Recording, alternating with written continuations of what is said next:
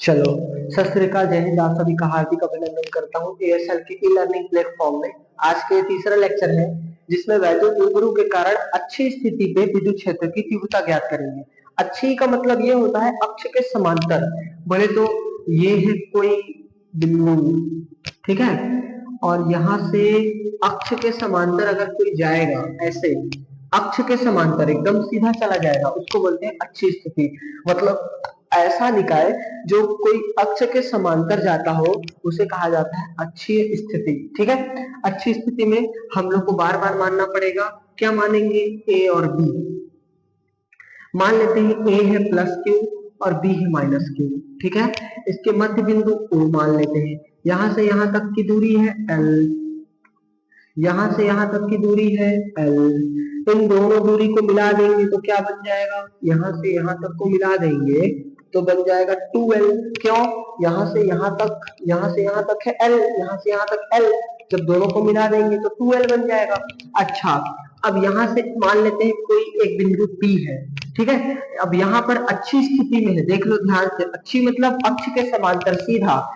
अच्छी स्थिति में कोई बिंदु है, यहाँ पर हम लोग को विद्युत क्षेत्र की तीव्रता निकालना है अच्छी स्थिति में।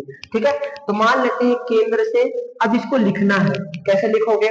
मैं बता रहा हूं, मैं लिख के नहीं बताऊंगा, मैं बोल रहा हूं। माना ए बी एक वैद्युत द्विध्रुव है। वैद्युत द्विध्रुव का मतलब जो प्लस और माइनस दोनों से मिलकर बना होता है, अभी बताया था। माना ए बी एक वैद्युत द्विध्रुव है जो प्लस क्यू और माइनस क्यू आवेश से मिलकर बना है। ठीक है, इसके इसके बीच की जो अल्प दूरी है वो 2l है। कितना लिख लोगे? इसकी अल्प दूरी 2l है। इसके मध्य बिंदु ओ से कहां तक? इस ओ से आर दूरी पे, यहाँ पर आर दूरी है, ओ से आर दूरी पर एक बिंदु P स्थित है। कहा? अच्छी स्थिति में। क्या लिखोगे? इसके मध्य बिंदु O से आर दूरी पर अच्छी स्थिति में एक बिंदु P स्थित है। तो बिंदु P पर विद्युत क्षेत्र की तीव्रता ज्ञात करनी है। इतना तो तुम लोग को लिखना पड़ेगा, लैंग्वेज तो थोड़ा सा लिखना पड़ेगा। ठीक है, इस लैंग्वेज को लिख लेना, कॉपी में मैं दिखाया हूँ या बोला भी हूँ तो सुन के अच्छे से लिख लेना। ठीक है, ये था डायग्राम थोड़ा सा। अब इसके बाद हम लोग इसको हल करेंगे। तो हल करने के लिए क्या करेंगे हम लोग? पहले पहले हम लोग इस प्लस क्यू आवेश के कारण निकाल लेते हैं। यहाँ से सॉल्व होता है ना क्वेश्चन, यहाँ से सॉल्व, यहाँ तक तो लिखना था। तो प्लस क्यू आवेश के कारण, आवेश के कारण तीव्रता, मतलब तीव्रता को हम लोग ई से दर्शाते हैं। तो क्या हम ई के ऐसे लिख सकते हैं? क्यों? क्योंकि ए बिंदु पर है, इसलिए हम लोग ई ए लिख देते हैं। विद्युत क्षेत्र की तीव्रता का मैं फॉर्मूला अभी ये बतवाया था, 1/4πε0 क्यू अपॉन आर स्क्वायर बताया था। आर दूरी था इसलिए आर स्क्वायर, लेकिन यहाँ पर दूरी क्या है? यहाँ पर दूरी है ए, ए और पी, मतलब ए से पी के बीच की दूरी निकालना है। ठीक है, तो हम लोग इसके बीच की दूरी निकाल देंगे एपी का स्क्वायर। आर का स्क्वायर मतलब एपी का स्क्वायर। अब याद रखना, यहाँ पर मैं एपी का वैल्यू नहीं रख रहा हूँ। क्यों? एपी बस रख दिया, अभी इसमें कोई भी आर वार नहीं लिखेंगे। ठीक है, अब जान लेना कि ये एक सदिश राशि है, इसलिए यहाँ पर हम लोग लिखेंगे इसके ऊपर सदिश का सिन, साइन, साइन, क्योंकि सदिश का साइन ये होता है। ठीक है, ये हो गया प्लस क्यू आवेश के कारण। अच्छा, अब माइनस क्यू आवेश के कारण,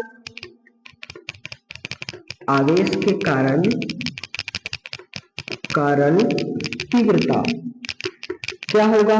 ई ए था ये, तो अब ये बन जाएगा ई बी, क्योंकि प्लस क्यू माइनस क्यू में कौन है? बी है, तो यहाँ पर माइनस क्यू के कारण तीव्रता ई बी हो जाएगा। और यहाँ पर same to same 1/4πε0 Q upon, अच्छा यहाँ पर एपी दूरी था, अब यहाँ पर बी से पी तक दूरी होगा तो हो जाएगा बीपी स्क्वायर। अब ये सदिश राशि इसलिए इसको बताना पड़ेगा ना, बीपी सदिश, ये हो जाएगा दो दूसरा। ठीक है, अच्छा ये हो गया दो। अब हम लोग क्या निकालेंगे? इसके और इसके बीच में तीव्रता। तो अब लिखेंगे कुल तीव्रता, कुल तीव्रता बराबर, कुल तीव्रता को ई बताते हैं, ई बराबर ई ए प्लस ई बी। नहीं, लेकिन गलती कर रहा हूं मैं। क्यों? क्योंकि बड़ा कौन है? बड़ा ई ए वाला बड़ा है ना, ये देखो ए पी बड़ा है, तो हम लोग बड़े से छोटे को घटाएंगे तो ऑलरेडी पता चल जाएगा ना कि क्या है इसके बीच का दूरी, तो यहाँ पर घटाते हैं। अच्छा, यहाँ पर भी तुम लोग को दिशा बताना पड़ेगा एपी। क्यों एपी बार बार लिख रहे हैं? क्योंकि ये एक सदिश राशि है और सदिश राशि में हमेशा साइन का यूज करते हैं, इस वाले साइन का यूज।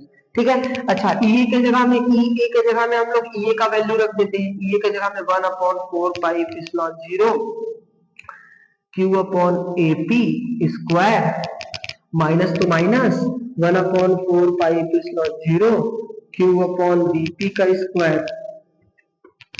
ठीक है, चलो ये तो हो गया यहाँ तक क्लियर। अच्छा, अब यहाँ पर तुमको कॉमन क्या क्या दिख रहा है? कॉमन कहने का मतलब दोनों में जो सब कुछ सेम हो। तो देखो यहाँ पर क्या बराबर है? क्यू बराबर है इसमें भी और इसमें भी। 1/4 पाई एप्सिलॉन 0 1/4 पाई एप्सिलॉन 0 इसमें भी बराबर है। अलग क्या है? एपी और बीपी। तो हम लोग कैसे लिखेंगे अब? क्यू अपॉन 4 पाई एप्सिलॉन 0, तो इसी में रहने देते हैं। 1/AP का स्क्वायर माइनस 1/BP का स्क्वायर। क्यों? क्योंकि ये इनमें कॉमन नहीं है, इसलिए उसको हम लोग बाहर निकाल दिए। ठीक है, ये पूरा कॉमन है इसलिए ये पूरा बाहर आ गया, क्यू भी बाहर आ गया साथ में। लेकिन ये 1/4 पाई 1/AP 1/BP ये कॉमन नहीं है, इसलिए हम लोग इसको लिख दिए यहीं। अच्छा, अब तुम ध्यान से देखो कि एपी कहां पर दिख रहा है? ए से पी। ठीक है, एपी दिखा। अच्छा, तुम लोग ये बताओ मेरे को, ए से पी अभी हम लोग को कहां से कहां तक पता है? यहाँ पर हम लोग को ए से नहीं, ओ से पी पता है हम लोग को। ओ से पी कितना है? आर। लेकिन ओ से ए भी पता है हम लोग को, एल। तो जब हम लोग इन इसके और इसके बीच की दूरी निकालेंगे तो क्या हम लोग दोनों को माइनस नहीं कर सकते? बोले तो इतना लिख लिए होंगे तो ऊपर का मिटा देता हूं, क्योंकि मेरे को मिटाना पड़ेगा। चलो ये मिट गया। अब आगे चलते हैं। अब देखो यहाँ पर, अब एपी का वैल्यू निकालना है। एपी बराबर, अब बीपी बराबर, एपी जो होगा ना ए से पी, देखो ए से पी है पूरा क्या? ए से पी आर, आर ओ से पी तक का है, लेकिन एल ये भी तो है, तो आर माइनस एल लिख देते हैं। क्यों आर माइनस एल? क्योंकि इस पूरे में से कम को घटाएंगे तो पता चल जाएगा कि कितना डिस्टेंस है। और बीपी में यहाँ पर बी और पी में, चलो ये बताओ मेरे को, यहां से यहां तक आर है तो यहां से यहां तक भी आर होगा, तो आर। अब यहां से यहां तक एल है तो यहां से यहां तक भी एल होगा, तो यहाँ पर इसको प्लस कर देते हैं और इसको माइनस कर देते हैं। क्यों? क्योंकि यहां से यहां तक का डिस्टेंस एल पता है, यहां से यहां भी एल है, तो यहां से यहां भी तो एल ही होगा ना, मान लेते हैं ऐसा, इसलिए हम लोग एल लिखे। और यहां से यहां तक आर है, इसी के अंदर एल भी है, इसलिए आर प्लस एल यूज किए, यहाँ पर आर माइनस एल यूज किए। ठीक है, अब देखो यहाँ पर मैं रखूंगा एपी के जगह में एपी का वैल्यू और बीपी के जगह में बीपी का वैल्यू। अब ध्यान से देखना अच्छे से। चलो इसको मिटा देता हूं। अब देखो ई के जगह में ई रहने देता हूं और क्यू अपॉन 4 पाई एप्सिलॉन 0 रहने दो। अच्छा, 1 तो रहने दो। एपी के जगह में आर माइनस एल लिख दो का square, minus two minus. BP के जगह में 1/r प्लस एल लिख दो, इसका स्क्वायर लिख दो। क्यों? क्योंकि r का स्क्वायर और r प्लस एल का स्क्वायर, ये और ये दोनों को दिख रहा है कॉमन, क्योंकि यहाँ पर हम लोग लिखे ना r minus L r plus L. अच्छा, अब क्या करेंगे? हम लोग ये तो कर सकते हैं कि इसका एलसीएम निकाल सकते हैं। तो कैसे निकालेंगे? अब देखो, एलसीएम बोले तो लघुत्तम समापन 4 पाई एप्सिलॉन 0।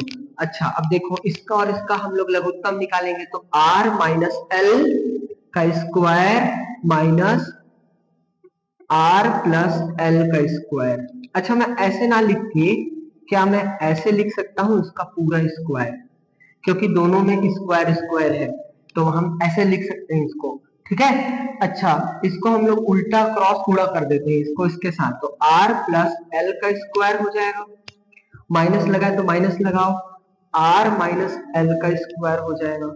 क्यों? क्योंकि वो भी माइनस लगा है, इसलिए वो माइनस लगा दिए। ठीक है, कोई दिक्कत किसी को नहीं? यहाँ तक कोई दिक्कत नहीं, इसका यूज हम लोग बाद में करेंगे। ठीक है, अब मेरे को ये बताओ कि यहाँ पर r प्लस एल मतलब a प्लस बी का स्क्वायर a माइनस बी का स्क्वायर, इसको मिटा दूं, अब इसका काम नहीं है, इसको मिटा देते हैं। थोड़ा सा बड़ा है, ध्यान से देखोगे तो सब कुछ समझ में आ जाएगा। अच्छा अब देखो इधर, यहाँ पर सब कुछ सेम लिखेंगे। अब क्या लिखेंगे, q अपॉन 4 पाई एप्सिलॉन 0। अच्छा r प्लस एल मतलब a प्लस बी का स्क्वायर, यहाँ पर सूत्र लगाएंगे ना, सूत्र पढ़े हो, a प्लस बी का स्क्वायर बराबर a square plus 2ab plus b square होता है, ठीक है। और r माइनस एल मतलब a माइनस बी का स्क्वायर बराबर a square minus 2ab plus b square होता है ना। अच्छा नीचे एक और सूत्र है, देखो r minus L R plus l मतलब a minus B A plus b, तो यहाँ पर a भी सूत्र है a माइनस बी और a प्लस बी, इसको भी सूत्र है, तो क्या होता है ये a square minus B square. ये सूत्र है, तुम लोग को याद रखना पड़ेगा, यहाँ पर यूज करूंगा, अभी ध्यान से देखना, तीनों सूत्र लग रहा है इसमें, कैसे r प्लस एल का स्क्वायर, चलो तो a का स्क्वायर मतलब r का स्क्वायर, फिर प्लस 2rl, क्यों 2rl, क्योंकि 2ab लिखा है, तो r मतलब a और l मतलब b, चल तो 2rl हो गया, फिर b का स्क्वायर मतलब l का स्क्वायर, ठीक है। अब माइनस लगाए तो माइनस लगाओ, ब्रैकेट लगाते हैं माइनस के बाद, याद रखना इतना, क्यों, क्योंकि ये माइनस है ना, ये उधर जाता है और उसका सारा साइन चेंज कर देता है, इसलिए माइनस का यूज करते हैं। अच्छा अब इधर देखो, r का square same to same minus 2rl plus l का स्क्वायर, यहाँ भी करेंगे, क्यों, क्योंकि r माइनस एल वाला है, वहां पर r प्लस एल वाला था, यहाँ पर r माइनस एल वाला है। चल अब ये भी हो गया। अच्छा अब आगे आते हैं नीचे वाले में, R square minus L square का स्क्वायर, क्यों, क्योंकि यहाँ r minus L R plus L, ये देखो a minus B A plus B, A square minus B square, ठीक है। इसी चीज को यहाँ लिखा है A square minus B square का होल स्क्वायर, यहाँ पर दो स्क्वायर तो रहेगा ही ना, क्योंकि घात में दो है, आगे से ये देखो दोनों में दो था, इसलिए यहाँ पर भी दो आया, दोनों में बराबर।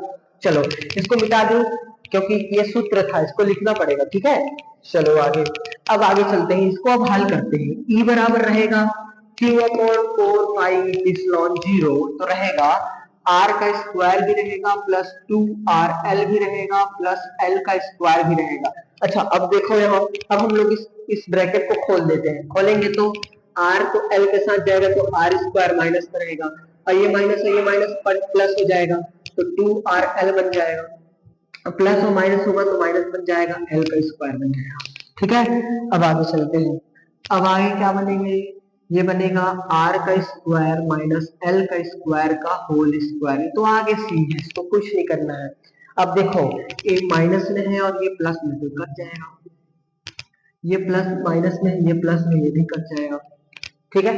अब यहाँ पर क्या है, ई तो रहेगा q अपॉन 4 पाई एप्सिलॉन 0 रहेगा, क्या मैं इसको ऐसे लिख सकता हूँ 2r इंटू एल, मतलब 2rl, 2r इंटू 2l ऐसे लिख सकता हूँ, क्यों, क्योंकि दो r है और दो ठो l है, बोले तो 2 और 2 4 है, मतलब 2rl और 2rl, तो हम ऐसे लिख सकते हैं 2rl इंटू 2rl, मतलब हम इसको 4rl लिख सकते हैं, ठीक है, upon R square minus L square का स्क्वायर, ये तो आगे से था, इसको छूना भी नहीं है। अब आगे चलते हैं, इसको मिटा देता हूँ, इसको भी मिटा देता हूँ, लोग अब काम नहीं है। चलो अब यहीं से थोड़ा दिमाग लगाना पड़ेगा, यहाँ पर ई तो ई रहता है, q अपॉन 4 पाई एप्सिलॉन 0 भी रहता है, इसको हम ऐसे लिख सकते हैं क्या, 2r इंटू एल ऐसे लिख सकता हूँ, या फिर 4r इंटू 2l अपॉन, नहीं इसको ऐसे लिख सकता हूँ क्या, 2r इंटू 2l, तब तो 4rl होगा, 2 into 2 4r into l 4rl, ठीक है, कोई दिक्कत नहीं है ना यहाँ तक। चलो अब आगे, अब यहाँ देखो r का स्क्वायर है, l का स्क्वायर है का स्क्वायर है, अब जान लेना कि l जो होता है ना, ये बहुत छोटा होता है, बहुत छोटा होता है, इसको क्या करेंगे हम लोग, इसको हम लोग बाहर निकाल देते हैं, क्योंकि इसका कोई भी इसका साइड इफेक्ट यहाँ पर कुछ भी नहीं है। रुको, मैं थोड़ा सा चौक खत्म हो गया तो मैं चौक लेके आता हूँ, फिर इसके आगे बताता हूँ। ध्यान से लिख लो यहाँ पर, वही है ना। चलो, अब इसके बाद यहाँ पर 2RL और यह एल स्क्वायर बहुत छोटा होता है। क्या करेंगे, इसको भगा देंगे बाहर क्योंकि बहुत छोटा है। तो बचेगा क्या, अब आर का स्क्वायर और उसके भी स्क्वायर। तो हम लोग इसको ऐसे लिख सकते हैं क्या, आर की पावर 4। क्यों आर की पावर 4? क्योंकि इसके बाहर में 2 है और यहाँ भी 2 है, तो 2 दूनी 4 होता है, इसलिए आर की पावर 4। अच्छा, ध्यान से देखना, मैं कुछ एक्स्ट्रा करने वाला हूँ। 1/4 पाई रहने दो। अच्छा, यहाँ पर हम लोग इसको ऐसे लिख देते हैं और इसको ऐसे लिख देते हैं और इसको ऐसे लिख देते हैं। तो कोई दिक्कत, क्यू को और 12 को एक साथ ले आए, 2r को यही रहने दिए अपॉन r और 4 रहने दो। अच्छा, तुम ये बताओ मेरे को, q इंटू 12 क्या होता है? अभी मैं बताया था p is equal to q into 12 होता है वैल्यू द्विध्रुव आघूर्ण। अब देखना, E is equal to 1/4 pi epsilon 0, यहाँ पर हो जाएगा p, यहाँ हो जाएगा p अपॉन 2 रहेगा ना, क्योंकि ये तो पूरा हट गया, p बन गया, यहाँ पर 2 बचा। अब ये जो r है ना, इसको हम लोग गुणा में ले जाते हैं नीचे। तो अब बताओ मेरे को, r की पावर 4 है, एक तो r नीचे गया तो घट जाएगा, तो क्या बचेगा, E is equal to 1/4 pi epsilon 0 2p upon r, 4 में से एक घटा दिए तो r की घात 3। तो ये बन गया वैद्युत विद्युत आघूर्ण के कारण अच्छी स्थिति में विद्युत क्षेत्र की तीव्रता। थोड़ा सा ध्यान देना पड़ेगा, थोड़ा ध्यान दोगे तो ये बहुत अच्छे से बन जाएगा, और रिवीजन करना बहुत जरूरी है, और ये रिवीजन करने के बाद ही बनेगा। चलो ठीक है, thanks for listening to me, bye bye.